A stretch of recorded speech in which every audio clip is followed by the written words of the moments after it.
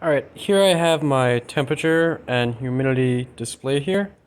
Currently, my ESP8266 is actually looking out and it's looking for a Wi-Fi response.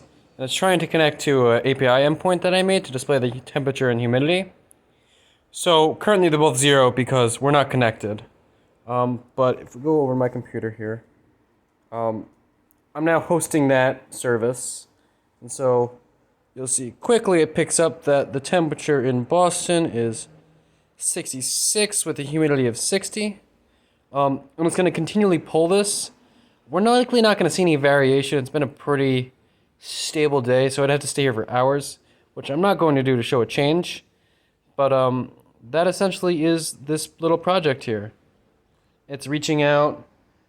I'm grabbing temperature data right there, grabs it once every about 10 seconds, and it sends it over for display. Thank you so much.